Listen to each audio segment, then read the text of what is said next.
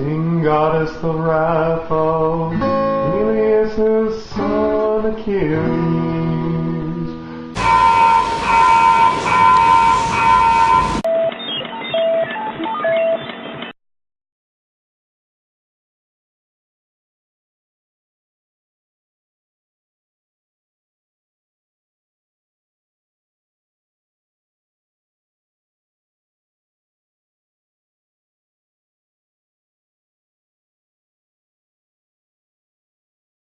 Cursed wrath which hurled many strong souls of heroes down to Hades,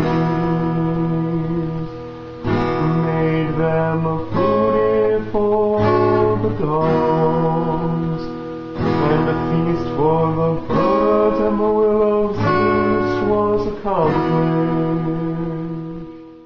And that was the beginning of the Iliad as performed goofily by me, but in a style which I hope begins to get at what we're going to be talking about in this lecture and really throughout the course, because this very first lecture contains the nugget of everything that we're going to talk about and will lead us on into that kind of mysterious region where we'll get very quickly, that is video games.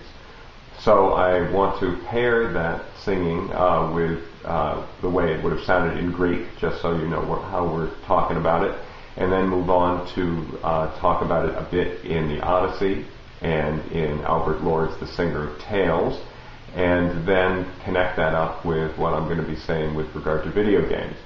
But the stuff about video games is only going to make sense if we first deal with this thing that is the subject of Module 1 and of this Lecture 1, the Bardic Occasion. So here we go in Greek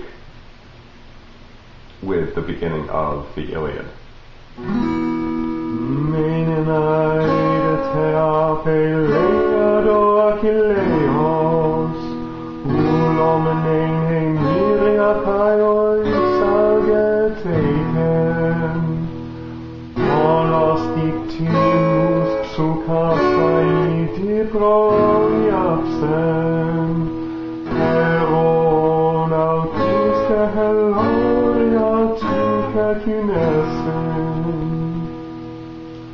So what you probably heard was the rhythm, and that rhythm, main aida ta peleado Achilleos, dum pa da dum pa da dum pa da dum pa da dum pa da dum bum, is what I'm going to be calling the hexameter or the dactylic hexameter. Much more about that later, but you could tell that there was a difference in the kind of free recitative style I was using in the English and in the very metrical style, metrical recitative I was using with the Greek.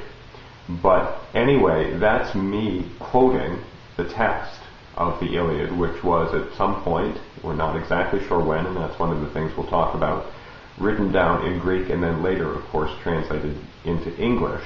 That translation, by the way, was my own, intended to suit the chords I was playing, although, of course, didn't suit them as well as a really good guitar player and singer might have done it.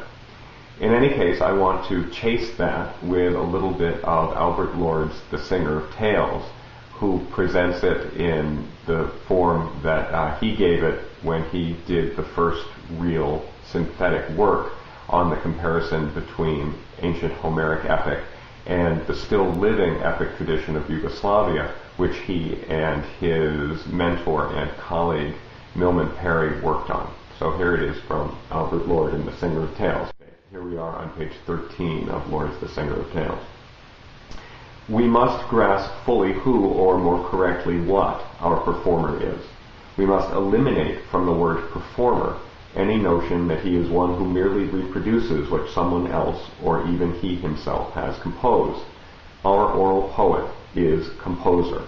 Our singer of tales is a composer of tales. Singer, performer, composer, and poet are one under different aspects, but at the same time.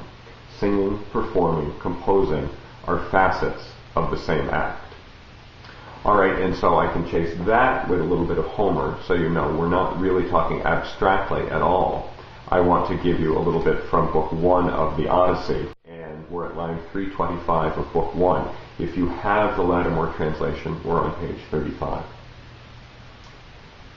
So spoke the goddess grey-eyed Athena. She's talking to Telemachus here. And there she departed like a bird soaring high in the air, but she left in his spirit, that's Telemachus, determination and courage, and he remembered his father even more than he had before, and he guessed the meaning. Now, you have to understand, as I hope you all do, that in the first book of the Odyssey we zoom in on Telemachus there in Ithaca. Odysseus has been gone for 20 years, and the first thing that happens in what we might call the real action, that is the human action of the Odyssey, is that Athena comes down and visits Telemachus in the guise of an old friend of Odysseus's named Mentes. So she talks to him, and then she leaves, and somehow, and my own interpretation is that she didn't actually put anything inside Telemachus that wasn't there originally, but that's a completely other subject.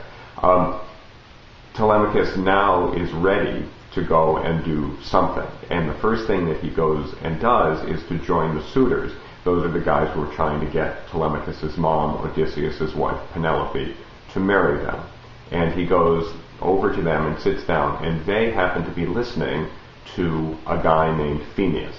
Phemius is the only portrait of a real bard that we have in the Homeric epics, and we are so grateful that at some point the bards of the Odyssey decided it might be fun to do what is more or less a self-portrait. Alright, here we go. And his heart was full of wonder, for he thought it was a divinity. At once he went over, a godlike man, to sit with the suitors. The famous singer was singing to them. A little bit of self-advertising there with the word famous. The famous singer was singing to them, and they in silence sat listening. He sang of the Achaeans' bitter homecoming from Troy, which Pallas Athena had inflicted upon them. Okay, so there's Phemius sitting there with the suitors, and he's singing something like, "Tell me, muse, about the time that the Achaeans tried to come home, and they had a hard time because Athena didn't want them to come home." Kind of reminding myself of Jack Black, but that's neither here nor there. In any case, that's what Phemius is doing, and I just pre-composed that. I am the poet and the singer and the composer, and it's probably a good indication that not all of them were very good. In any case, this is the nugget. This is what we're going to have to remember about how Homeric epic worked.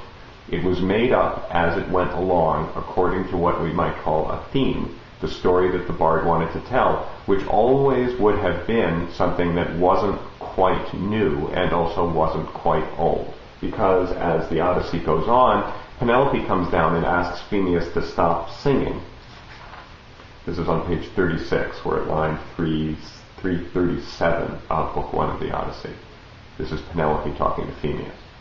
"Phemius, since you know many other actions of mortals and gods which can charm men's hearts and which the singers celebrate, sit beside them and sing one of these, and let them in silence go on drinking their wine, but leave off singing this sad song, which always afflicts the dear heart deep inside me, since the unforgettable sorrow comes to me beyond others.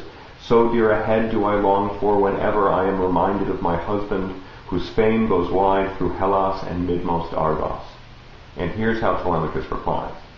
"Then the thoughtful Telemachus said to her in answer, 'Why, my mother, do you begrudge this excellent singer his pleasing himself as the thought drives him? It is not the singers who are to blame, it must be Zeus to blame, who gives out to men who eat bread to each and all the way he wills it. There is nothing wrong in his singing the sad return of the Danaans," that's the same as the Greeks and the Achaeans. "People surely always give more applause to that song which is the latest to circulate among the listeners." Alright, so what Telemachus is saying is, Mom, you can't get mad at him for singing the thing that makes his audience happy. But he also says the thing that makes his audience happy is one that is circulating lately among the listeners. And what he's pointing to is the way that the bards are recomposing songs to please their audiences time after time after time. And that's the thing that we'll get into more and more as we go on. Alright, so I promised you the connection to video games. Here's the connection. The player is the author and the poet, if you will, and the composer of his or her own game story as he or she goes through the game. The game itself stands in the same relation to that performance, yes, performance, by the player as the pre-existing stories on which themes the epic singers, the epic bards, the singers of tales are recomposing stands to the performance of that bard on the given day. And just as, and here's my favorite kernel, just as a player cannot play the same level of Halo or the same quest of World of Warcraft the same way twice, the singer could never sing exactly the same song as he had sung the night before, even if he was telling something that we would recognize as more or less the same story. All right, I'll see you next time. Take care.